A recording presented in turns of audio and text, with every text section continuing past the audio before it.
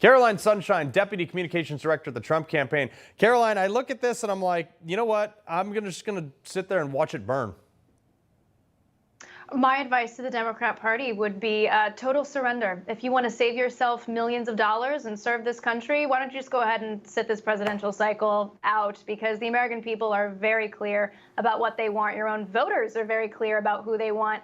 And it's President Donald J. Trump, overwhelmingly, that they want back in that White House. President Trump did not just win that debate. He dominated it. And that wasn't a debate. That was the death of Joe Biden's presidency and the death of his candidacy. And I think the American people who watched that debate aren't worried about 4 more years of Joe Biden. They're worried about 4 more months of Joe Biden. And clearly the Democrat Party is too. Yeah, well, let's talk about this shadow government, though, because, obviously Hunter Biden is now attending official meetings and asking members of the administration to, to leave the room sometimes. I mean, what the hell is happening? Listen to this.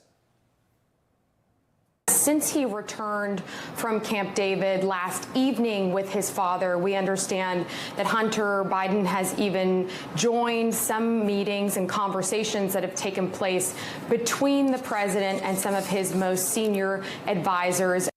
Hold on. So Joe Biden's single pitch is don't let a convicted felon anywhere near the White House, in obviously referring to Donald Trump, who was convicted on a sham. But yet he's going to let Hunter Biden run a shadow government who's not even elected in the White House as a convicted felon? Yes, well, seeing Hunter and the big guy back together actually makes me think more of what other shady business deals are they cooking up. Back to, when Joe Biden was vice president between the years of 2000. I mean, he in 5 years, he raised over $24 million for his family off the backs of the U.S. taxpayers by selling access to the U.S. government. And he did so with Hunter Biden's help, right? I mean, do we remember that? So that's the more concerning part of me, seeing Hunter and the big guy back together. But yes, it raises a very valid question for the American people, which is we hear Joe Biden is only operational between the hours of 10 and 4. So who's running the place? Who is running the government? The American people don't want a part-time president. And you think about our men and women in uniform, our men and women overseas, to hear that their commander-in-chief is only operational from the hours of 10 and 4. And then you think of our enemies who think, wow, gee, well, maybe I'll just go ahead and launch that nuclear attack at 7 p.m. since, Joe's not around. But it's a really serious question about who is currently running the U.S. government. Like I said, you watch the first 2 minutes of that debate.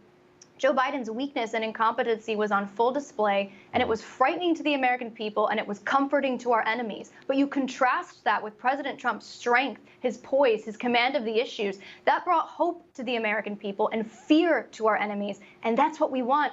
And that's what we're going to win. And that's why we're going to get back to winning for this country. Well, and that debate, actually, Donald Trump almost solidified his reelection at that point. I think that single-handedly, hopefully, may have actually kept China from invading Taiwan. But I want to get to these polls because there was all this talk well, we're going to talk with Joe Biden, and if polls don't go well, we'll see if we can get them together. Well, it turns out Trump is up by 6 points nationally. Now, obviously, I know it's a state-by-state race, and these national polls mean absolutely butt-kiss. But at the end of the day, this is still a huge swing. I mean, we're talking like a 5-point swing since the debate. Yes, well, like I said, President Trump didn't just win that debate. He absolutely dominated it. And I think the American people who watched realized just how high the stakes were for our country. And we're so grateful to see his strength and his poise and his command on that stage. I can tell you the conversations our campaign is having today and this week, very different from that of the Biden campaign and the Democrats. We couldn't be prouder that President Trump is our nominee. We're talking about how much money we're raising. We're talking about what other places can we bring President Trump and his message. We're getting messages from liberal reporters in our inboxes asking us how we're celebrating, how we're planning on capitalizing on our success. I'm like, this must be what it's like for the Biden campaign usually when you've got these liberal reporters carrying water for you.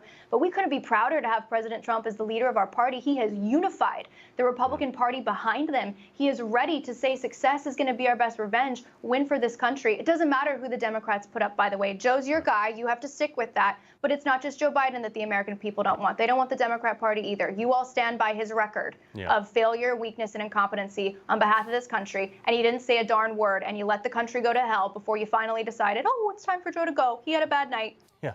Oops. Sorry we burned down your country. Caroline Sunshine, love it. Thank you for coming on very much. Thank you.